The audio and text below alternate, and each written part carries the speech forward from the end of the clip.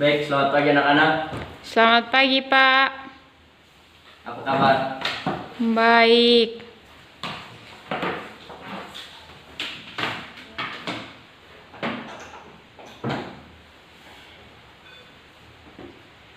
Ya, sebelum kita mulai pelajaran hari ini, saya minta ketua kelas untuk memimpin kita dalam doa. Sebelum kita belajar, mari kita satu hati dalam berdoa. Berdoa selesai. Baik, terima kasih.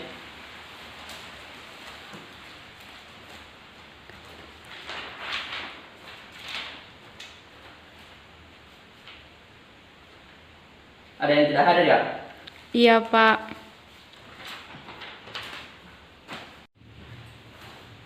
Ya baik, silahkan disiapkan buku pelajarannya pada hari ini.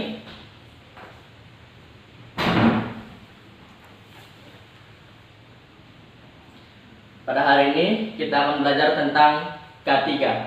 Ya, sebelum lebih lanjut untuk pelajaran kita hari ini, apakah minggu lalu ada tugas? Tidak ada, Pak. Oh ya baik, jika tidak ada, maka kita lanjutkan pelajaran kita hari ini. Nah, di sini ada yang sudah tahu apa itu K3? Tidak tahu, Pak.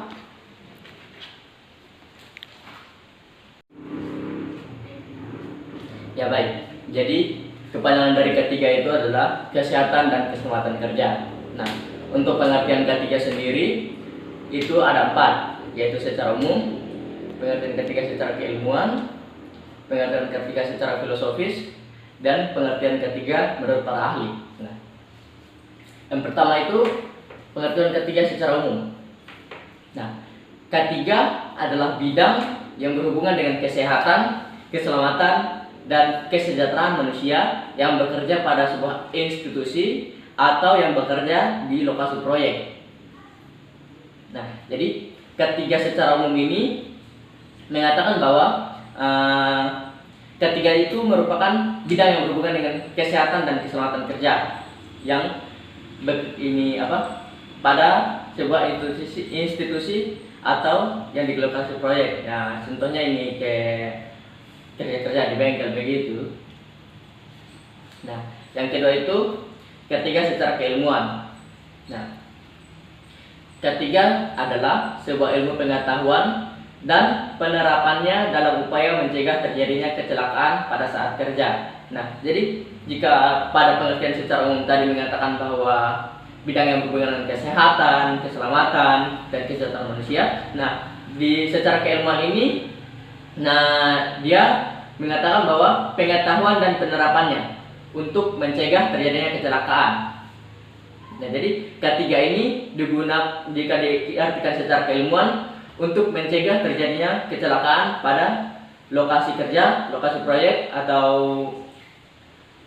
di sebuah institusi tempat bekerja.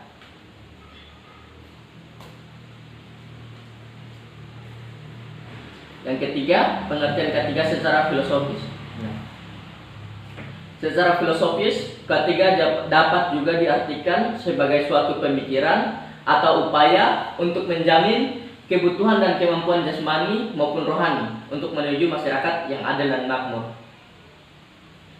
Nah, jadi di secara filosofis ini pengertian K3 itu beda lagi dari yang secara umum, keilmuan. Nah, di filosofis ini, K3 itu diartikan sebagai pemikiran untuk menjamin kebutuhan dan kemampuan jasmani maupun rohani.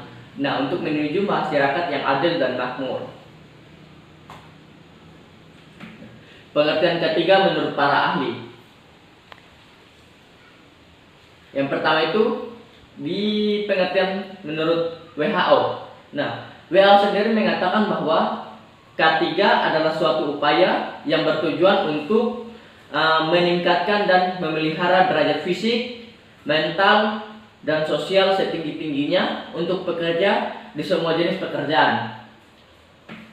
Nah, jadi WHO mengatakan bahwa K3 itu memiliki tujuan untuk meningkatkan dan memelihara derajat fisik, mental, dan sosial seseorang yang bekerja.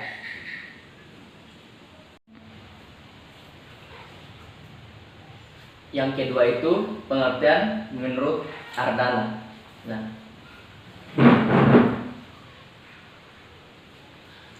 Ardana mengatakan bahwa ketiga adalah upaya pelindungan yang ditunjukkan agar tenaga kerja dan orang lain yang berada di tempat kerja selalu dalam keadaan selamat dan sehat, sehingga setiap sumber produksi bisa digunakan secara aman dan efisien. Nah, jadi Ardana ini mengatakan bahwa ketiga itu digunakan untuk melindungi orang yang bekerja maupun orang yang berada di tempat kerja. Nah, agar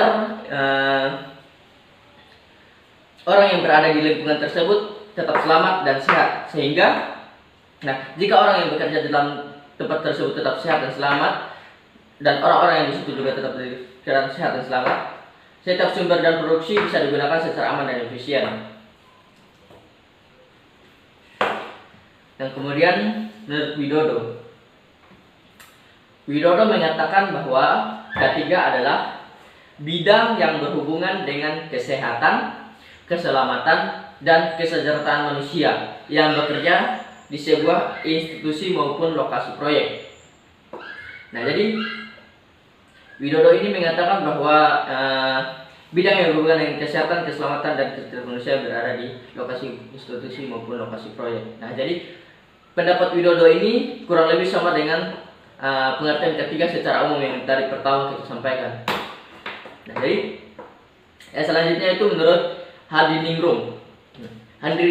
Handiningrum sendiri mengatakan bahwa ketiga adalah pengawasan terhadap SDM atau sumber daya manusia, mesin, material, dan metode yang mencakup lingkup kerja agar pekerja tidak mengalami kecelakaan. Nah, jadi Handiningrum ini mengatakan bahwa ketiga ini mengawasi setiap hal yang berada di lokasi proyek tersebut, mulai dari sumber daya manusianya, mesin yang digunakan, dan material-material yang digunakan, terus metode apa yang digunakan, kemudian lingkungan kerja yang digunakan.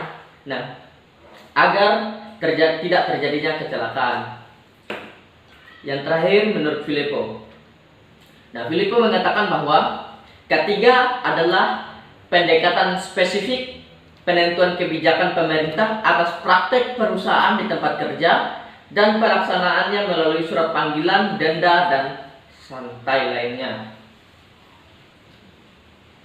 Jadi Filippo ini mengatakan bahwa ketiga itu pendekatan yang dilakukan pemerintah untuk mengawasi tempat lokasi proyek atau tempat kerja yang sedang terjadi. Ya, dari semua pengertian yang sudah saya sampaikan tadi, mulai dari pengertian ketiga secara umum, pengertian ketiga secara keilmuan, pengertian ketiga secara filosofis, dan pengertian ketiga menurut para ahli. Nah, mungkin dari semua yang telah saya sebutkan tadi ada yang kurang jelas dan ingin ditanyakan? Jelas, Pak. Ya, baik, jika jelas maka kita akan lanjut di materi selanjutnya. Kita akan masuk di fungsi ketiga. Nah, fungsi ketiga sendiri sudah diatur dalam UU nomor 1 tahun 1970. Jadi dalam UU nomor 1 tahun 1970 ini tentang keselamatan kerja. Nah, jadi dalam UU ini dituliskan bahwa tujuan ketiga adalah mencegah terjadinya kecelakaan dan sakit dikarenakan pekerjaan. Nah, jadi dalam UU ini mengatakan bahwa ketiga itu berfungsi untuk mencegah terjadinya kecelakaan. Nah, jadi fungsi ketiga secara umum. Nah, fungsi ketiga secara umum yang pertama itu untuk melindungi dan memelihara kesehatan dan keselamatan pekerja guna meningkatkan kinerjanya. Jadi, jika ini pekerja itu sehat dan selamat dalam setiap pekerjaan yang dilakukan, maka kinerjanya setiap harinya akan terus meningkat. Yang kedua itu untuk menjaga dan memastikan keselamatan dan kesehatan semua orang di lingkungan kerja. Nah, jadi ketiga itu bertujuan untuk menjaga dan memastikan semua orang yang berada di lingkungan kerja tersebut dalam keadaan sehat dan selamat. Nah, kemudian yang ketiga untuk memastikan sumber produksi terpelihara secara baik dan dapat digunakan secara efisien. Terus kemudian, nah itu dia fungsi ketiga. Dari fungsi ketiga itu mungkin ada yang kurang jelas dan ingin ditanyakan. Jelas, Pak. Ya, baik, jelas, kita akan lanjut di ruang lingkup ketiga. Ruang lingkup ketiga. Menurut Undang-Undang Nomor 1 Tahun 1970 tentang Keselamatan Kerja, meliputi segala tempat kerja baik darat, air maupun udara yang berada dalam wilayah kekuasaan negara Republik Indonesia. Itu menurut Undang-Undang Nomor 1 Tahun 1970 tentang Keselamatan Kerja. Nah, ruang lingkup kerja sendiri, ruang lingkup ketiga sendiri dibagi menjadi 3, yaitu lingkungan kerja, alat dan bahan, dan kemudian yang terakhir adalah metode kerja yang digunakan. Yang pertama itu lingkungan kerja. Lingkungan kerja adalah lokasi tempat pekerja melakukan aktivitas kerja. Jadi, jika kondisi lingkungan kerja tidak memadai, seperti ya penerangan yang kurang, jadi jika penerangan lampu yang kurang pada jangka waktu tertentu akan berdampak buruk bagi kesehatan mata dan akan menimbulkan penyakit. Kemudian alat dan bahan. Alat dan bahan juga mempengaruhi keselamatan dan kesehatan kerja. Kenapa begitu? Karena kelengkapan dan kondisi alat kerja dan bahan itu harus dicek secara berkala. Nah, jika tidak dicek secara berkala, seperti contohnya ada mesin yang rusak, nah jika itu tidak dicek maka akan menyebabkan terjadinya kerusakan pada mesin dan akan lebih parah jika terjadi kecelakaan di lokasi tersebut. Nah, selain itu, bahan yang digunakan dalam aktivitas kerja juga harus diperhatikan. Nah, misalnya pada saat pengelasan di bengkel. Nah, jadi ketika kita melakukan pengelasan di bengkel, kita harus menggunakan kacamata las. Nah, kenapa kita harus menggunakan kacamata las? Nah, karena jika kita tidak menggunakan kacamata las, nah sinar yang terjadi pada saat melakukan pengelasan itu dapat merusak bagian mata. Nah, jadi jika kita menggunakan kacamata, kacamata tersebut dapat melindungi mata dari cahaya yang keluar akibat terjadinya pengelasan.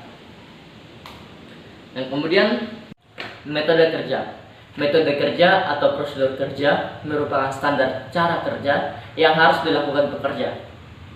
Pembuatan SOP atau standar operasional prosedur pada suatu perusahaan dibuat agar pekerjaan yang dilakukan pekerja tercapai secara efektif dan efisien.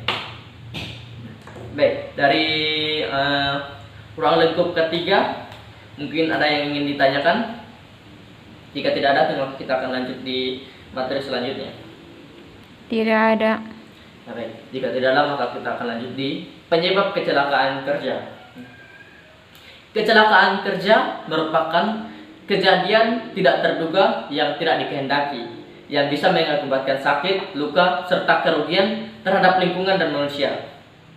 Nah, jadi penyebab kecelakaan, kecelakaan kerja itu kejadian yang tidak dikehendaki. Atau adik-adik di sini ada yang mau terjadinya kecelakaan kerja pada saat melakukan praktik di bengkel las? Tidak. Ya, jika tidak ada, maka kita lanjut. Penyebab kecelakaan kerja antara lain. Kecelakaan kerja itu dibagi menjadi 3 faktor. Kecelakaan kerja itu dibedakan menjadi 3 faktor. Yang pertama itu terjadi karena faktor manusia atau human error. Nah, kemudian faktor lingkungan, dan yang ketiga adalah faktor peralatan. Nah, kita masuk di yang pertama, faktor manusia atau human error. Nah, faktor manusia ini kemudian dibagi menjadi beberapa bagian kembali, yaitu yang pertama itu adalah faktor umur. Umur dapat mempengaruhi kondisi fisik, mental, kemampuan kerja, dan tanggung jawab seseorang. Umur prakerja juga sudah diatur dalam Undang-Undang Perburuhan, yaitu Undang-Undang tanggal 6 Januari 1951 nomor 1 pasal 1. Yang kedua adalah masa kerja. Masa kerja adalah suatu kurun waktu atau lamanya tenaga kerja bekerja di suatu tempat. Semakin lama masa kerja profesional, semakin berpengalaman dalam melaksanakan tugasnya. Nah, jadi jika seseorang itu sudah bekerja dalam jika di bengkel otomotif itu dia sudah bekerja di bengkel las selama 10 tahun, mungkin dia bakal lebih pengalaman dibandingkan dengan orang-orang yang baru masuk di dunia pengelasan berapa tahun sebelum dia. Nah, kemudian, namun masa kerja sendiri juga dapat memberikan pengaruh negatif seperti menimbulkan kebiasaan pada tenaga kerja, terlebih pada kerja yang monoton atau berulang-ulang.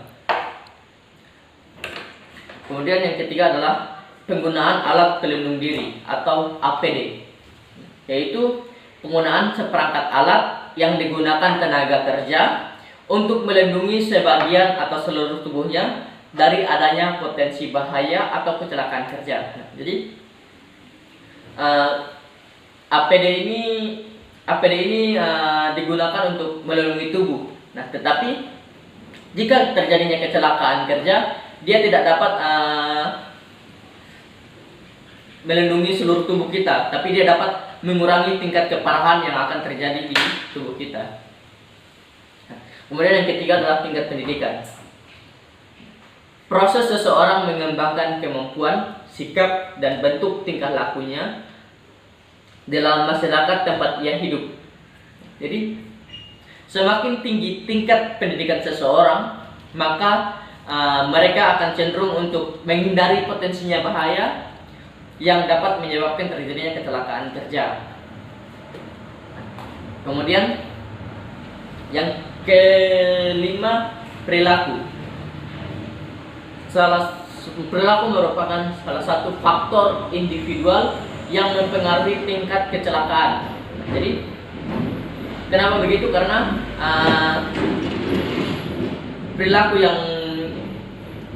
perilaku praktik kerja yang aman bisa menjadi hal yang penting karena kecelakaan kerja yang terjadi banyak disebabkan oleh kecerobohan seseorang dibandingkan dengan kerusakan mesin.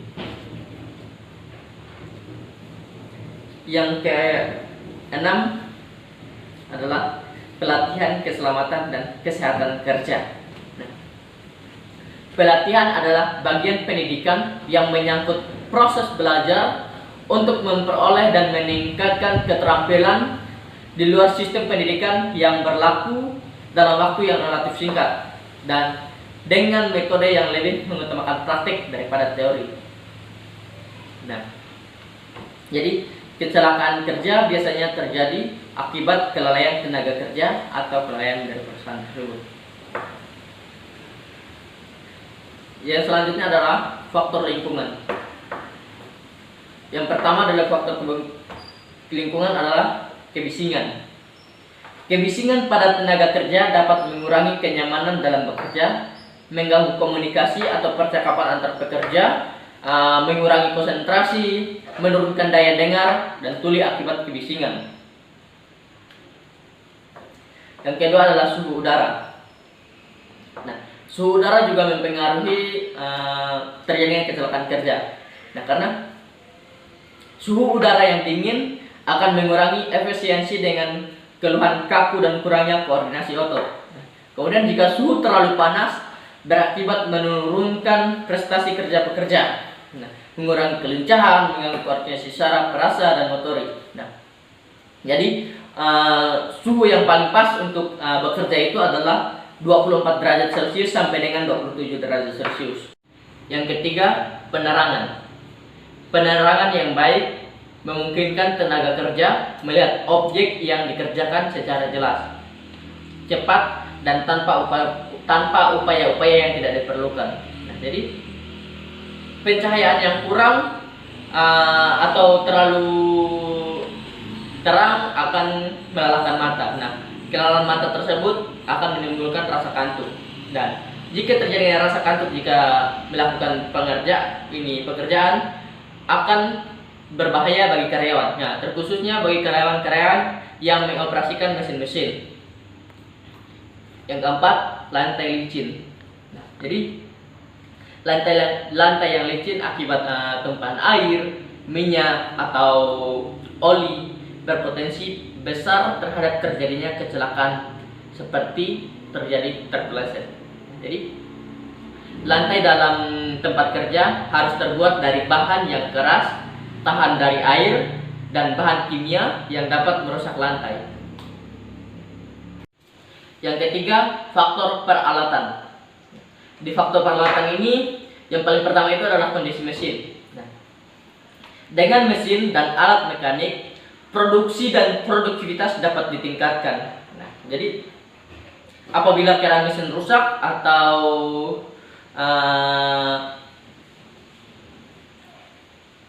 tidak baik, dan jika tidak segera diperbaiki dan diantisipasi, dapat menyebabkan terjadinya kecelakaan kerja.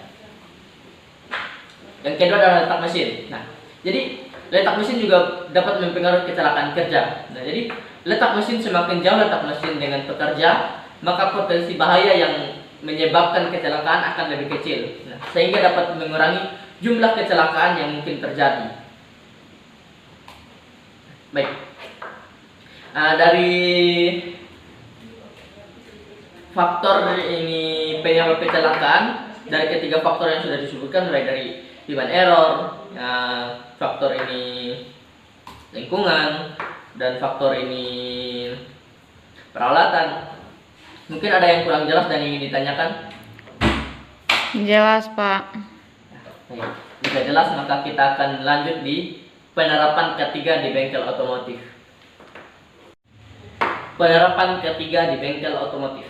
Nah, jadi demi terciptanya keselamatan kerja di area bengkel otomotif, nah, maka kita harus menyiapkan sejumlah alat serta bahan yang diperlukan. Nah, alat serta bahan tersebut mesti disediakan di bengkel otomotif. Nah, sehingga ketika dibutuhkan dalam keadaan darurat, kita bisa menggunakan alat tersebut dan bahan-bahan tersebut untuk meminimalkan terjadinya kecelakaan.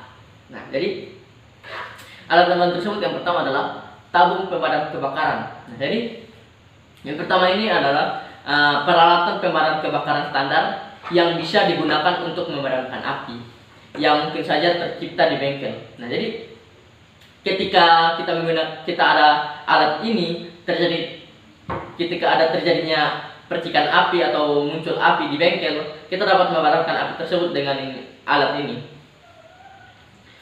Terus yang kedua adalah pasir. Nah, pasir di sini adalah pasir kering. Nah, kenapa pasir dapat digunakan di bengkel?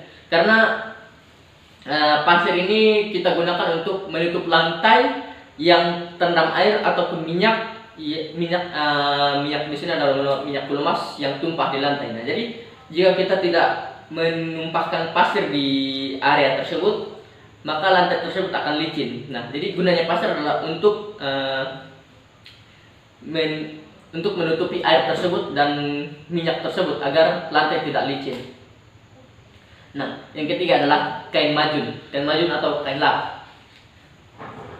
Kain lap bisa digunakan untuk mengalap semua kotoran yang terdapat di tangan ataupun alat kerja. Nah, jadi alat ini bisa kita gunakan untuk membersihkan tangan-tangan atau peralatan kerja jika kotor. Nah, yang keempat adalah serbuk kayu gergaji.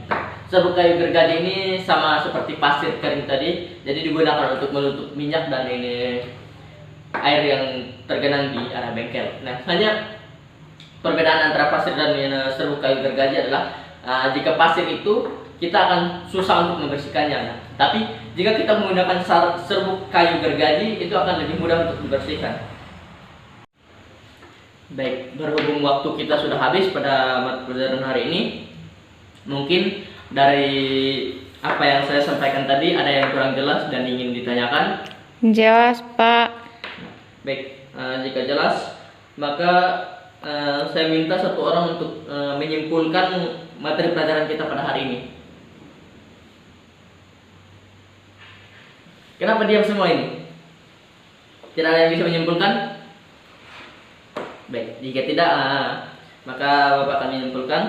Jadi, K3 adalah sebuah ilmu pengetahuan dan penerapan dalam upaya mencegah terjadinya kecelakaan pada saat kerja. Nah, yang berfungsi untuk melindungi dan memelihara kesehatan dan keselamatan pekerja guna meningkatkan kinerjanya. Pelajaran kita sampai di sini.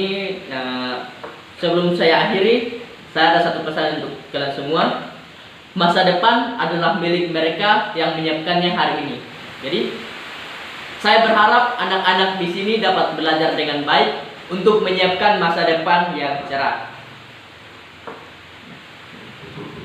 Kita akan mengakhiri pelajaran kita hari ini.